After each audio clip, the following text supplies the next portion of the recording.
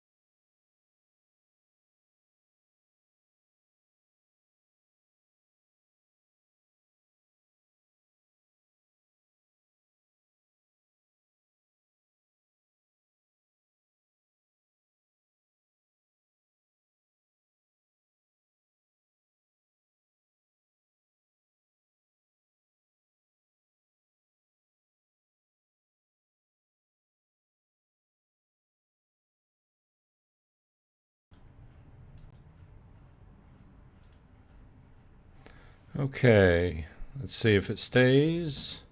Sorry about this. For some reason, my mic is not, it was defaulting to off. Anyway, let's go ahead and get started. Thanks for everybody. If everybody can hear me, go ahead and put something in the chat, please. I'm showing mic levels, but apparently, whenever I came on, I was having mic issues. Hey Beaker, hey Weird Mix Shorts, thanks for dropping by. Sorry about that. Let me turn my levels down a little bit because it looks a little bit high. Anyway, let's go ahead and get started if everybody can hear me. Okay, so we can talk about what anybody wants to talk about today. One of the main things I've been having an issue with the last couple days, I don't know if anyone else has, is that I cannot access really and play Splinterlands. Something occurred a couple days ago, and over the last day and a half, I have not been able to play Splinterlands. I can get to the website, but then it locks up and refuses to load. So I currently have a ticket open with support, and just waiting to hear back from them. So I am showing difficulties. Okay, so anyway, I have a ticket open on that, and I am waiting to hear back from them. He fired back one time and asked for some further details on all the troubleshooting I've done, but anyway, that's interesting. Let me know in the comments if you've had issues playing Splinterlands over the last couple of days. I don't have issues on my Windows 10 laptop. My main computer here is Windows 11.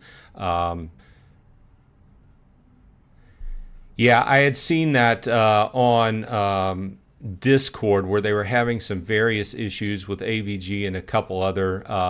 Yeah, I still have the issue. I use a different program, not Avast or AVG. I actually use Sophos, but I've had Splinterlands, the domain, on the whitelist for forever and have not had any issues. So it's still on the whitelist, and I checked it. You know, I did all the standard troubleshooting stuff, completely reloaded browsers. It occurs across browsers. So anyway, I don't want to turn this stream into just a troubleshooting session. So we'll see what support has when they get back to me. But that's the reason why I don't have Splinterlands loaded on my screen right now, because it just I can't play with it. So anyway.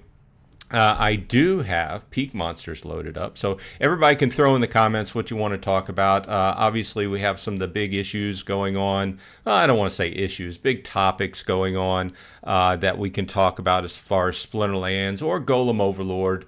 What have you, whatever you want to talk about. I'm also playing TerraCore, not heavily into TerraCore, but I have been mainly playing Splinterlands and Golem Overlord and EVE Online. Not Web3 related, but it's still gaming related, you know. So, and I've been playing that off and on over the years as well. So, we can talk about that. Let's start off with, if you've been following me, you know that I've been endeavoring to get a collection of alpha cards, and I've been buying one per week this week. And basically I started with the cheapest and have been working my way up, basic things here. And as we've seen, the prices of cards are pretty... let me know if you see, like, if the video is stalling out. Let's see. Did you notice the land message announcement will happen in November? Yeah, I've seen that. I've seen a few different statements. Obviously, we saw that, hey, Ghostly BG's in the house. Thanks for stopping by. Yeah, I'm having various difficulties here today. I think I've overcome the audio difficulties, but I may be having video lag difficulties. So let me know if you see the video stall in certain areas. Otherwise, it might just be what I'm seeing in my YouTube studio. But yeah, getting back to Beaker's statement, yeah, I've seen several different statements. Hey, Richard, thanks for dropping by. And I haven't brought it up. Yeah, I do see that he had said that that Matt had said that he's pretty sure that land will release in November, but we've heard that before, so I didn't want to jump on that train. At this point, I'm when it releases, it releases. I've heard, I think Ghostly is doing some beta testing on the land as far as with the Mavs. But last I heard, several people say that it's looking better and better. I don't keep up on the land chat much. I've got so many different things going on. I think I'm in the point where when it happens, it happens. Now, with that said, I have been continuing just to get off the, this was just a talking point. So anyway, my cards this week that I bought just to end this were Magi of the Forest and Swamp Thing. And I think I'm going to do a series on alpha cards and kind of feature an alpha card and go through them, because there are some completely really interesting cards in the alpha set that you don't really see much. I came along after alpha and beta had already been gone and were kind of collector's items at that point. So these are kind of interesting. I'm up into the epics, and I bought Magi the Forest and Swamp Thing today or yesterday. So I find them interesting. Anyway, back on the land. And I am on my secondary account. So I need to get back to the primary to look at land. Yeah, I think that at this point I'm at the standpoint when it happens, it happens. It goes live. Obviously, I'm going to do some videos on, what I think when I jump in and start allocating my cards and things of that nature. I have been keeping an eye on the prices of the plots. They have commons have been kind of edging down. They've been in the $30 range lately in the last few weeks. But I'm looking for plots in my specific areas, my specific regions, and I would not be adverse to grabbing a few more plots here or there. I think that I'm looking more at rare and epic plots if they come out and they're more, if the cost comes down a little bit. But I'm looking at those. I'm also looking at plots of land with building in a box on them as well. So, not in your region? What do you mean by that, Beaker? What's not happening in your region? Nothing available? What region you looking at, or what region are you in?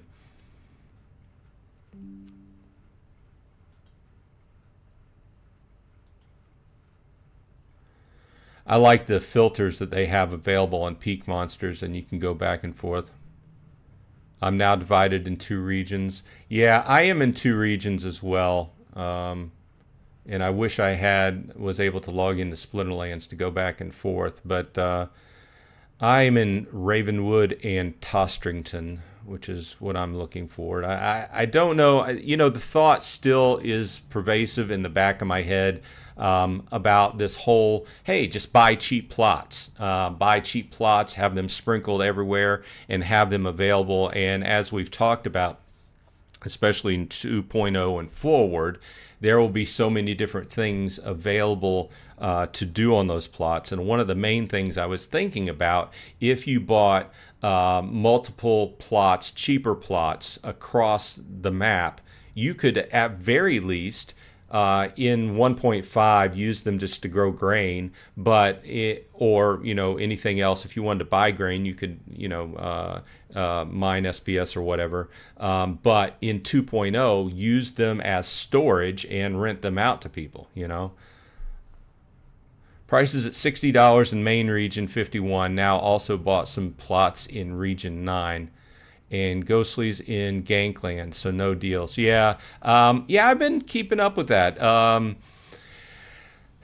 The idea has crossed my mind to ping Gank and see if I could get a plot of land off of him. I've been thinking about that, but I think that's completely interesting because I watch their replays when I'm working out in the morning as far as their show goes. And it's been interesting how he's processed through that, bought the region, and then it's. I find it interesting. I think it's cool. I think it's cool that he was able to get the region, figure out what he wanted to do with it, and then just put out a call to people who wanted to be in the region with him. I like the overall idea of being in a region with people who are really into the game and stand a higher percentage chance of actually investing in the plots and getting them going and everything like that. I like that idea. So, but yeah, you're not going to find any deals. Whatever he's selling it for, that's what you pay if you want to be in to be in Gankland. But I understand the idea, and I also the idea of what Beaker said as far as $60 in the main region. I understand that too, because the price in the two regions I'm in are holding up as well. We primarily see, you know, the regions where we see the cheap plots are primarily what we've been seeing for a while. Although this week the raison d'etre has popped up with this user DeFizz selling a bunch of plots there. I'm not familiar with this area, but the other areas. Let's go to Commons. I think a lot of the other areas, especially like Shuvu, Yumbra, there's some new stuff popping up, you know. The ones I was thinking about may have just been bought off the or taken down. Anyway, for the research point is not best to be separated over regions.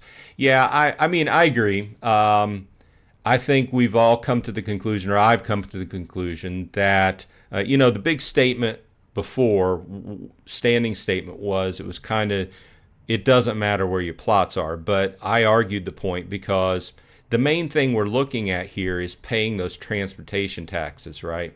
And that's kind of what you want to do away with. If you're in the same region, you're not going to pay transportation taxes. Whenever you do your harvest, it's going to come against all of the plots in that region, so there's no real need to pay a transportation tax. Now, if you decide you have two regions and you want to go back and forth, you're going to pay that transportation tax. But that's kind of why I do have two regions worth. I'm in two regions, but I've set up each region to be kind of autonomous, or they stand by themselves, right? My whole idea in 1.5 is to be able to make enough grain to support the other plots I have, whether the other plots are mining SPS or whether they're doing research. I do have a couple magic plots that will be doing research as well. So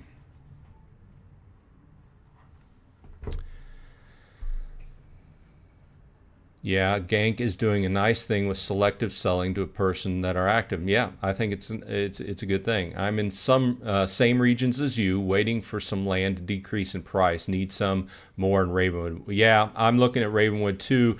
The one person that's selling a decent amount in Ravenwood hasn't touched their prices in quite a while, so I don't know whether he's just going to take them off or if he's going to decrease. It's clear that he's not playing the day by day price jockeying game, you know. But I do check them. I check probably 2 or 3 times a day, at least once in the morning and once in the evening before I go to bed, just to see if there are any deals available. And I wouldn't really be adverse. I'm at 10 plots right now. I really would not be adverse to going up to maybe 20. Obviously, what I've come to find out is I don't know. I'm kind of focusing more on the rares and the epics because the money is really in the cards you're going to stake on the land. Okay, it's not whether you're saving $10 here or $10 there on getting a rare versus a common. It's if you have all commons and you have to spend all that money on the cards you're staking on each one, that adds up. So why not have that money and the DEC you have to stake on a rare or better plot to make you a little bit more in the end, right?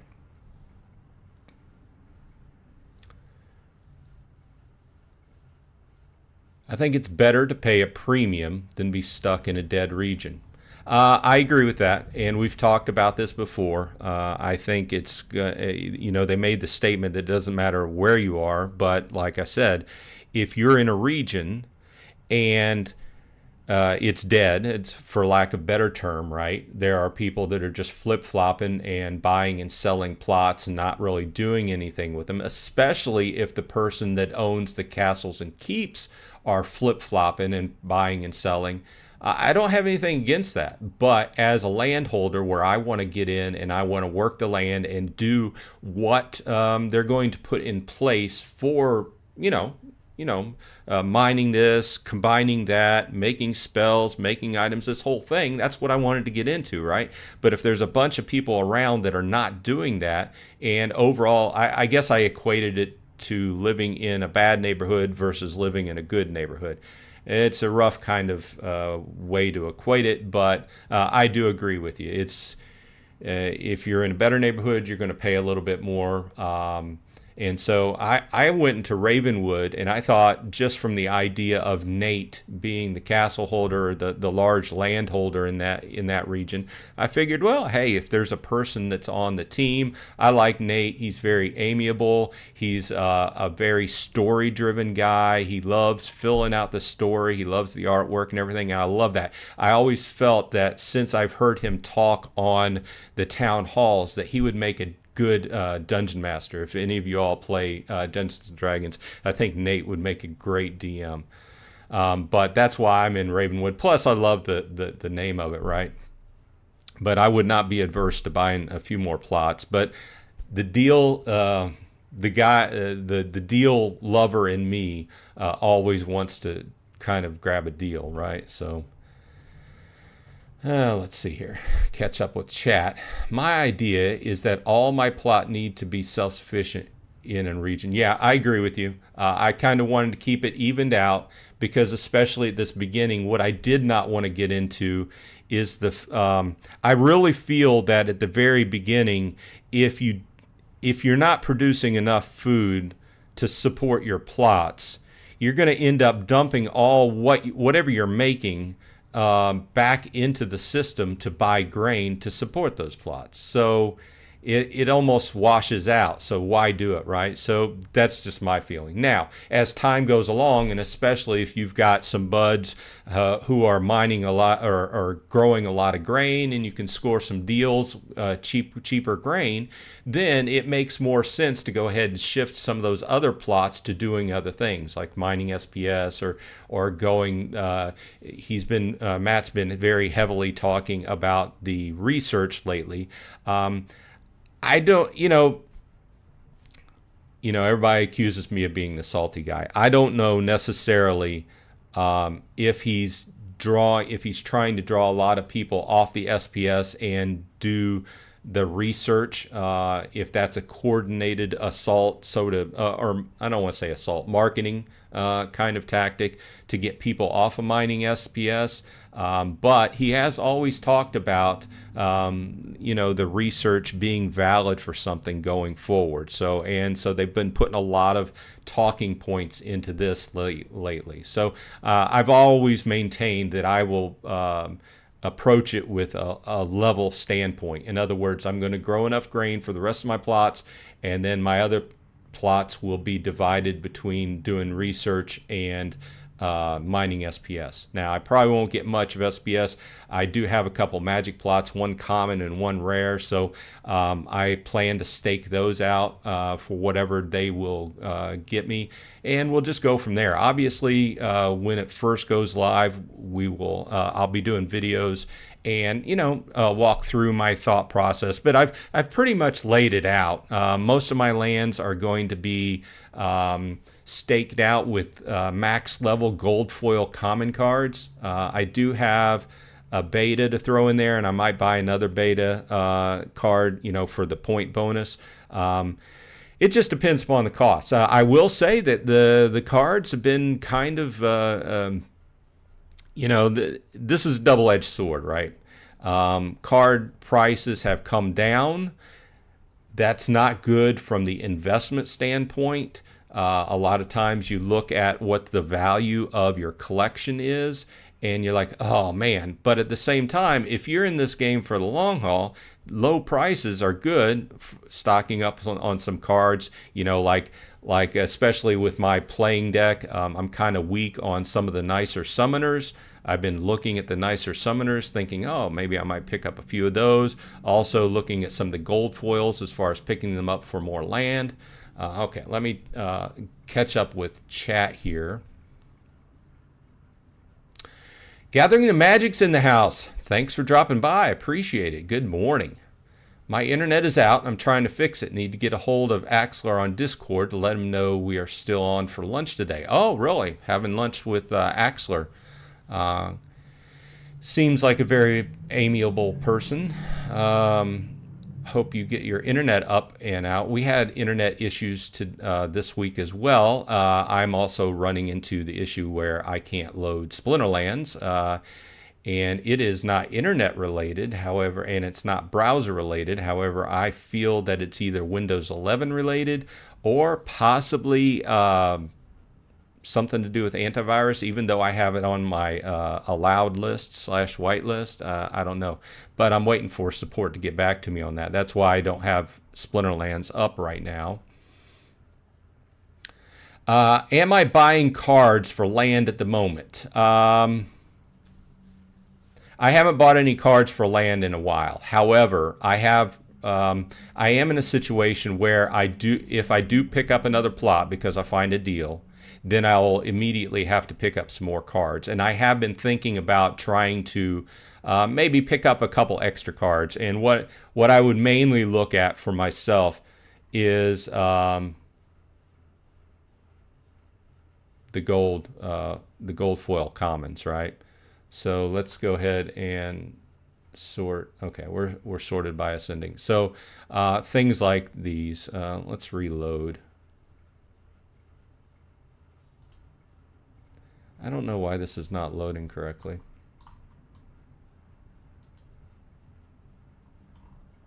Okay, so this is better.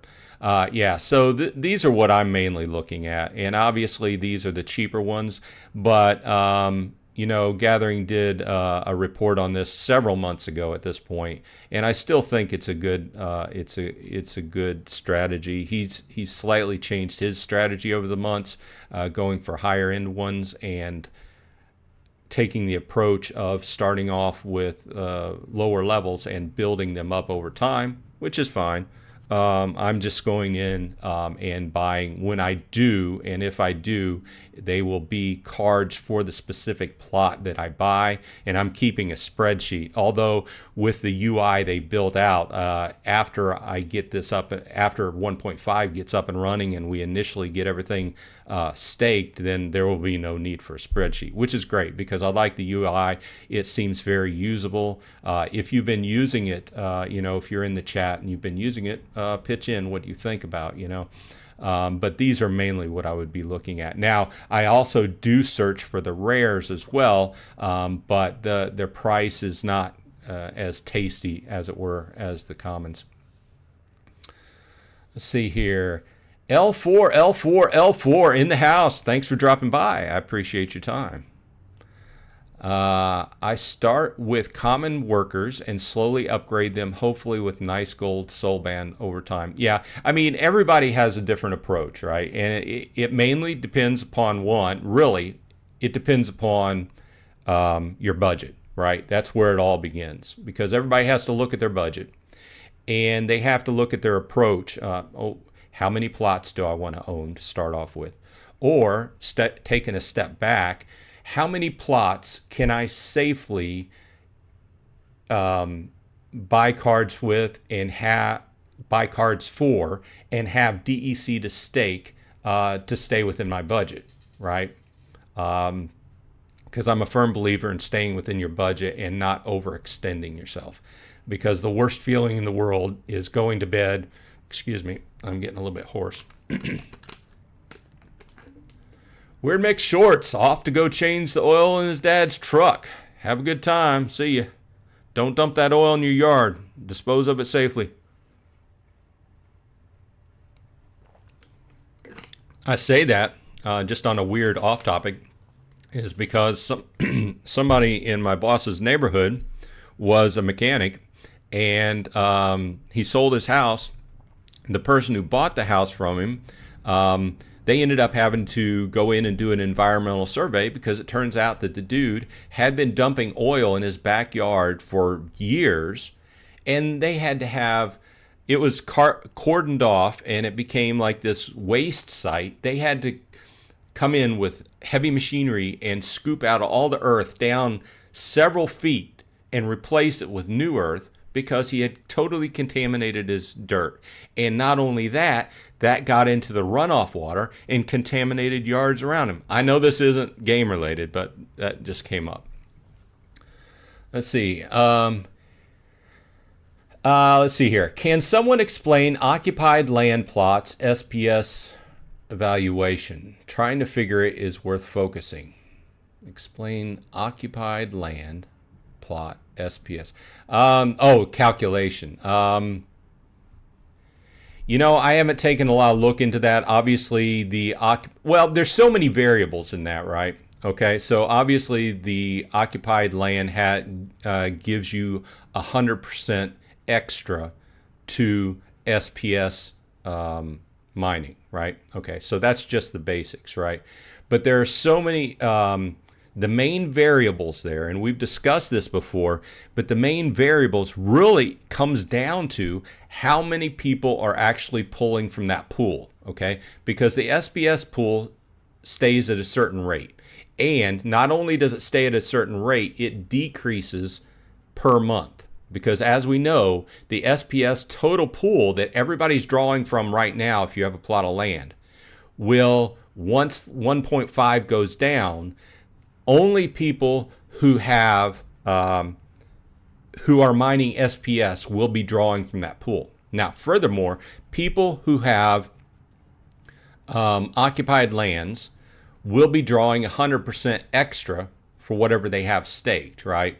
So we have this several variables going into this. So if your prime idea is, okay, I'm going to buy some occupied land and my main idea is going to be staking to make SPS, okay? So you're going to have to worry about staking that occupied land out with as good cards as you possibly can.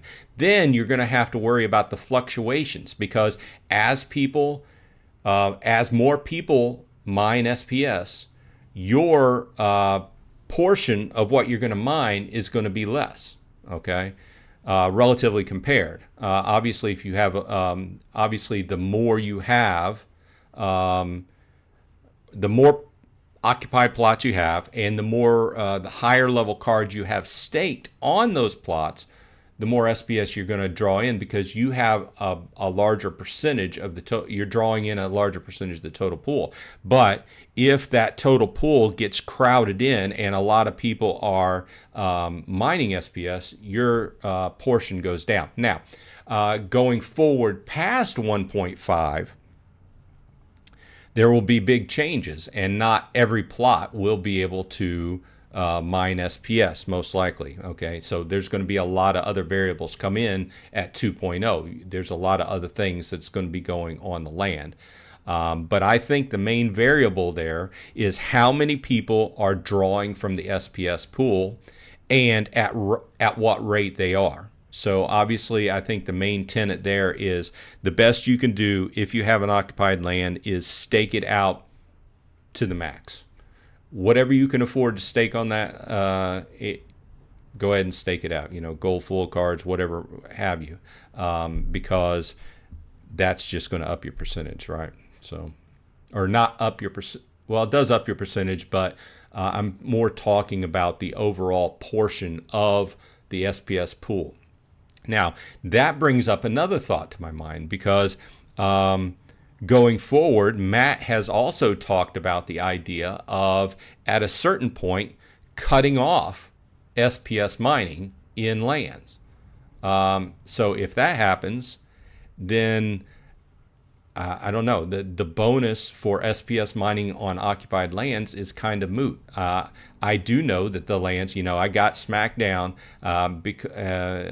in one of my videos where I talked about, I guess my main point was, if you are a person that invested in occupied land specifically to mine SPS, you might not be happy with the changes going in, because if they cut off mining SPS, that completely does away with what you bought that land for, right? And then everybody come at me with like, oh, it can be used for tons of other things. That's fine, but if your specific point was to mine SPS, then, you know, it might be going away. So I would think about that. You know, other than that, the SPS pool does decrease over time. Every month it decreases by a certain percentage. I'm forgetting right off the top of my head, but it's done that ever since the beginning. They did state that there was a certain issue with it and it wasn't decreasing at the rate it was supposed to. They've probably fixed that by now. I don't know. I haven't been keeping an eye on that. But my attitude is just kind of across the board, do a little bit of everything and not heavily focus on one thing. So.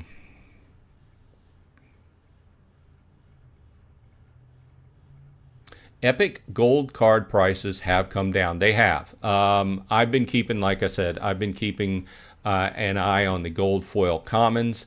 But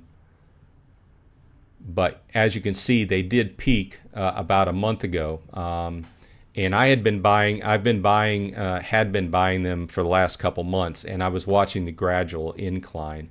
And then, like at 4 weeks ago, let's look at a couple of these. You know, some of them going back up. I think the ones that are good play cards and not necessarily just being bought for staking on land have maintained their value a little bit better. But you can see that they spiked about a month ago. And I think overall, a lot of people have been repositioning themselves for, you know, with the announcement of the Rebellion packs and the Rebellion packs pre-sale going live. A lot of people have had to step back and figured out, you know, how they're going to approach Rebellion packs. I think there's less fire under it. Obviously, there's still a lot of people buying a lot of packs, but not as much as Chaos Legion. And this has all been explained by Matt and everything. He hasn't had as high a focus on it with the percentages of bonuses and stuff like that. But I think that still, I guess my main point here is some people have been dumping cards and selling Chaos Legion packs and cards to make money to be able to buy the new Rebellion packs. That's just a hypothesis, right?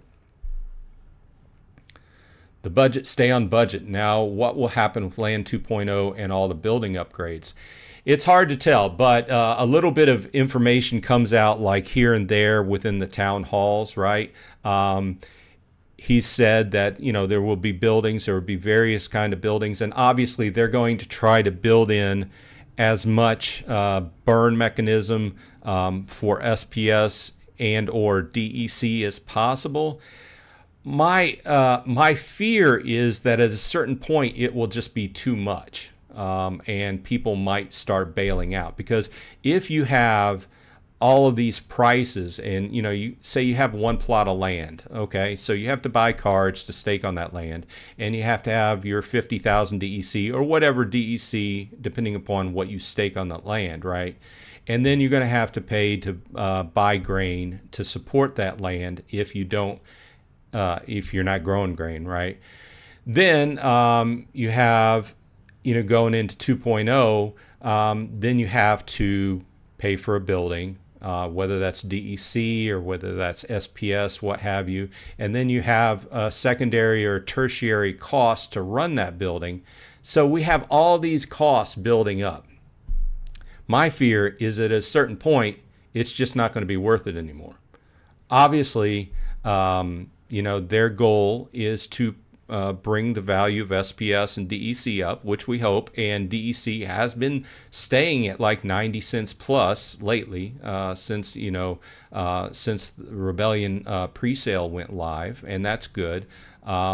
But, you know, and I hate to talk about the, you know, the flywheel effect, but the whole goal is to bring SPS up to where, you know, people are burning SPS to get DEC to use. That would be when DEC goes hits $1, right? But so far, thus far, I'm going to look at the values here, what's going on today. So SPSs went down. I mean, it's been hanging around the 0.014 area here. Voucher went up and then it went down. This is all coincides with the pre-sale of the Rebellion packs. I do like the fact that Hive has gone up, and DEC, like I said, has stayed around the 90 cents, a little bit above 90 cents per thousand. The actual cost of Rebellion packs while we're here has stayed around $3.80 or so. It did go up towards $4. This is if you're buying with DEC and vouchers. I think it's a little bit cheaper on the aftermarket. But I was talking to some people where they're actually buying packs and then reselling them on the secondary market, kind of like they used to, but for the only purpose is for those pre-sale airdrops, right? So, and I really want to do a video looking at the pre-sale airdrop cards, but I haven't had time to yet, and kind of scrutinize them, see if they're worth it. I'm at the 50 pack mark. There's a lot of people that bought a lot more than me. I've been thinking about buying a few more packs, but I don't necessarily know if it's worth buying them and not buying them on the secondary market versus buying them on the primary market for that extra 1 or 2 or 3 airdrop cards. So I don't know necessarily on that. Obviously, they're neutral. They have a lot of good flexibility, and they look pretty good and tanky. So look forward for a video, at least on the rare one from me, since I won't be getting the other one. Let's see here. Tails. Taking away value from players is a slippery slope, and suggesting it before land is even released and live is not a good look, in my opinion. Tails, what do you mean? What is your point on taking away value from players? Been talking about several different topics, and we can talk about that. Let's see here. In swinging over to Golem Overlord for a couple minutes, we were able to raise the level of our guild last week, which is a good thing, and we are on the way to level 5. We've got a little ways to go, though. Still got a couple slots left in Oh, removing, Tails was talking about removing the ability to earn SPS from land in Land 2.0. I agree. I think that it was heavily promoted as one of the big things to do. I can see why he's saying that, but at the same time, I can also see there's probably a lot of people that invested primarily to, mine SPS, get some paid extra for those type of lands to get that 100% bonus, paid a lot of money for really nice cards to stake on them, and go in and mine SPS. And then to hear that it possibly might be removed, I agree that it's, I don't think it necessarily should be removed. Whether they play with the numbers, the portion of, like we said, the pool of SPS size is already going down over time, right? And it will heavily fluctuate depending upon how many people are drawing from that pool. And since you made a occupied land specifically, they made occupied lands basically specifically to mine SPS. Otherwise, they wouldn't have the 100% bonus to it, right? Why not remove the ability to earn SPS in ranked? You can earn merits and potions. So, well, I cannot talk a lot on that point because I don't play ranked. I do know that there's a lot of people that invest heavily in having the best cards to be able to play in ranked. And there's also a certain amount of discussion going about people who actually, I don't know, some people would say cheat in ranked, and they've talked about changing ranked play.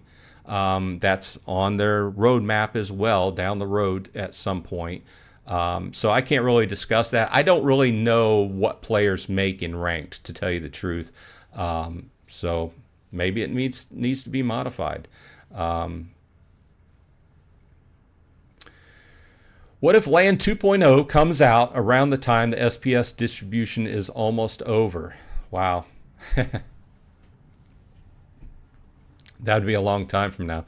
Yeah, I mean, I like talking about 2.0 because they've been putting out the details and everything like that. And I think that they only mentioned the topics that they feel safe about mentioning in most cases. So I feel pretty safe because a lot of this is all generalized too, because they have general ideas, and obviously some of this stuff they just haven't even worked out yet. They're looking at 1.5. They want to get the stable base in. And I think from a user standpoint, I put a decent amount. Obviously, I don't have as many plots as several of you guys. But I feel that at 10 plots, I did the numbers, and it's over $1,000, easily between the plots of land, between the cards, between the SPS stake, and all that. And I feel like I'm sufficiently invested in land, and I'm not adverse to going ahead and buying some more if I find a deal, right? But when you start hearing about how they're going to start taking things away, yeah, that kind of makes me think, well, I've already thought about it. I thought at one time about going ahead and investing in buying a couple occupied lands, right? And then when he started talking about it and possibly removing the SPS money, I'm like, yeah, well, I'm not going to put money into occupied lands. So, and at the same time, I can see the other side of that page is the fact that if you had put money into occupied lands, either hoping to go ahead and mine SPS or hoping to flip those lands and resell them for more money, then you're like, I can see that as well too. Based on their track record, Land 2.0 might only come out about 3 years later. By then, SPS supply is gone. Yeah, I don't really want to guess at that. I understand that Land 1.5 is coming out. It's taking a long time to put that out. I feel that Land 1.5 is the base. I feel that once they get Land 1.5 out and those systems, the subsystems that are involved are working correctly, and I'm not a developer, but I understand how the process works from working with them, right? Once you get that base in, then the changes for 2.0 might not, I don't want to say be as hard. Obviously, they've got a lot in mind. And I think it's also one of those those things about having a ton of ideas and then trying to put them all into place. And then after you get into the development phase, you find out that, some of this stuff is just going to be too tough to do, especially with a smaller development team, right? So, yeah, I know there's a lot of jokes out there about how long they're taking, and I understand. I've been waiting for land for a couple years now too, right? But obviously, as we've discussed as well, they can't put out a broken system. It's got to be all the main subsystems have to be working and working correctly to build on a good base. And from that, maybe Land 2.0 is, and they've talking about different degradations as well too. So 1.6 and possibly other releases in between 2.0, and it's more of an agile type process instead of a waterfall process. So hopefully, just crossing my fingers, I people accuse me of being the salty guy, and I wouldn't be adverse to having a salty dragon card, but I try to look on the bright side, right? Same for land. People have bought cards to earn SPS in land, correct? Yeah, I agree. I'll have several plots earning SPS too. I have 10 plots, and I think 5 of them will be mining or growing grain, and the other 5, 2 of them will be on research, and the other 3 will probably be mining SPS. So I'm sure, and everybody has a different philosophy, or philosophy is not the right term, a different angle, how they're going to approach things. There might be some people that just bought all land to mine SPS, and then they're just going to buy grain off the market. Who knows? I assume if they remove the SPS earning from plots, then the occupied bonus will be changed to something else. Else it would not make any sense. I would hope so, but at the same time, that's really weird. To me, that's really weird, right?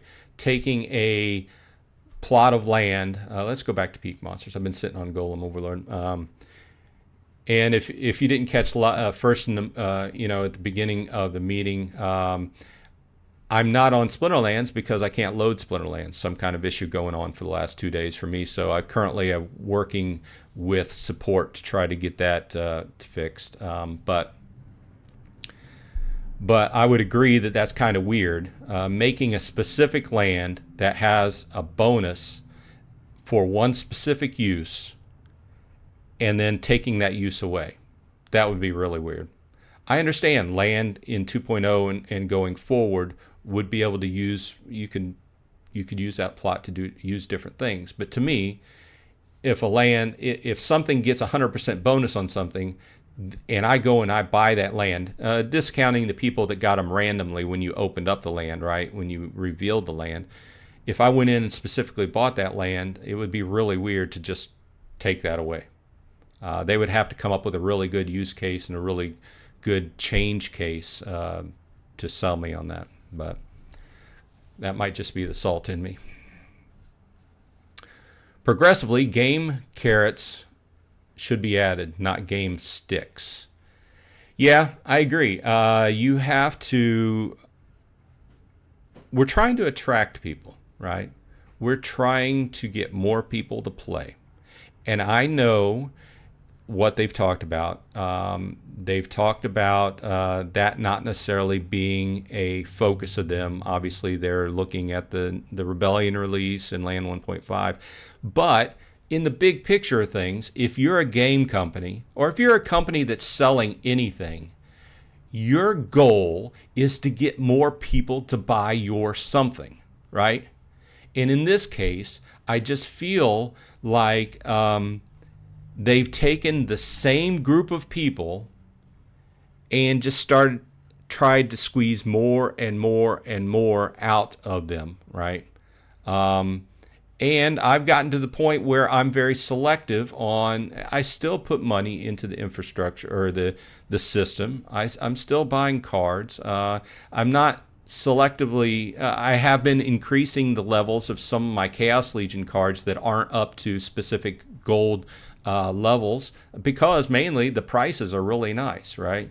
People are selling off cards to buy, rebellion packs. People are selling off cards for other purposes, and the costs have come down. I do feel that once Land 1.5 comes out, a lot of these will be absorbed. Obviously, Matt's talking about a big card burning event at the beginning of the year. I don't know how successful that's going to be. As Tail said, he needs to put more carrots into that. In other words, put more prizes and make it more available. I've learned on the last burning event that what I put into it was so little that it wasn't even worth it from my standpoint. Now, from the bigger standpoint, all the burning that went on was better, but when they hold a card burning event, I don't have so many cards that I'm going to be burning any cards, right? Because I have specific uses. I have 2 accounts. I have a primary playing in gold and a secondary playing in silver. Plus, I have the land plots to deal with, which I'm hoping to kind of increase the number of gold foils I have, because on most land plots right now that I have at least 3 fully leveled gold foil commons to put on each plot, plus 2 fully leveled regular foil legendaries. Had to think there for a minute. And that brings me to about 9,000 production points per land plot. Now, I'm hoping with the addition of a few extra gold foils here and there to go ahead and bring them all up to full gold foil staking, which was my original point of view, but then the prices started going up, so I kind of, pedaled back from that a little bit, or have some extra cards if I find some deals on a couple extra plots of land. Question on Land 1.5. What will happen to those unsold, unclaimed regions? Say that region's supposed to have 100 SPS to be mined, but no one is claiming or mining it. Would it accumulate? That's a good question. I know that there's going to be a certain percentage of land that's just still sitting on the market, whether the plots have not been sold, people have not revealed them, people are not staking them, people who are flippers who have a plot of land that's not sold. So as we were discussing earlier, back to, I think it was Ghostly's point, where, about being in a region, the plots cost more, they're more selective in a region where you have more active players playing. As far as the unclaimed and unsold, I don't know. I can't tell you for sure whether the SPS pool is divided by region. Maybe Tails knows that. I thought that it was just one overall pool, and everyone from wherever you are is drawing from that pool if you happen to be mining SPS.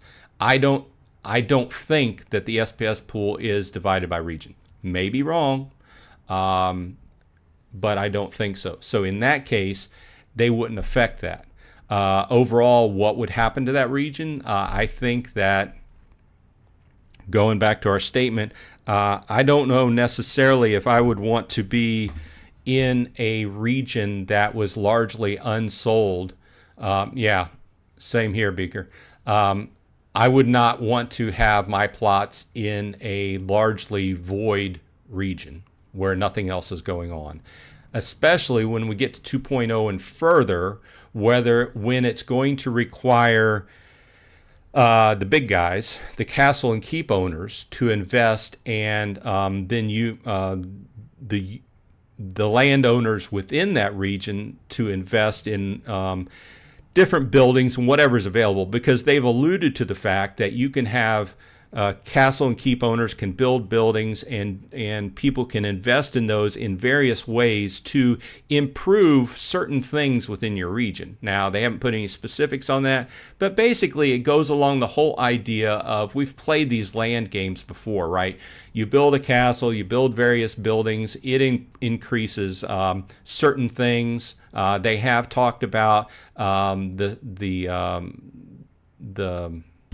the Secret of Pretoria, where you invest in your research, and the person that if you get the research done to a certain level at a certain point, you get a bonus for something on your region. Can't say specifically, but the whole idea is to increase the value of your region and get certain bonuses and buffs by building buildings and things like that. And if you're in a region where your castle and keep owners are not doing that, or not actively trying to get people to invest in the infrastructure in that region, then you're not going to benefit from any of that, right? So okay, so Tails says 1 pool for an entire game to be divided up in land 1.5 for only those farming SPS. Yeah, that's what I thought. So there you go. It's not divided by region. Okay, so now there was a certain kind of off the SPS topic, but on the research topic, that is going to be almost plotted. It's almost region versus region on that. I think it is region versus region, right? So that's a different topic, however. Well, despite the various issues I had with this stream, I do thank everyone for dropping by and watching my videos. If you like this kind of content, I've been going on for about a year now as far as my channel goes. Please leave a like and subscribe. I appreciate it. Helps out on the YouTube algorithm, as they say. Territory versus territory. Okay, there you go. But like I said, I've always played games kind of, I guess I'm a boring game player in the fact that usually when I approach games, I have a moderated approach. I don't go usually all offense, all defense. I usually go in the middle. And with the land, I'm using the same approach, a little bit of SPS mining, a little bit of research, and a little bit of and a lot of grain production. In other words, trying to make enough grain for, so I don't have to buy any off the market, because I still feel that's going to kill a lot of people. I think a lot of people are going to go in it and have to, whatever their approach, if it doesn't include enough grain harvesting or enough grain growing, they're going to spend everything that they're making plus more buying grain off the market. Appreciate the info, useful for people like me that's not in Discord chat. And I'm guilty as well. I do check Discord during the day off and on, but I'm not one of those guys that lives on it. So I miss a lot of things. I try to do my homework and catch up with the town halls and everything. Like this week I couldn't watch it. I had to watch it on replay when it came out a day and a half later, 2 days later. But I do try to, while I pass on my opinions on things, I do try to come out with facts. And I'm glad for people that call me on things that I get wrong. So with that said, it is the bottom of the hour, and I hope, or bottom of the half hour. So I hope everybody has a good week, and I hope everyone on your side is happy and healthy, and I will see you on the flip side.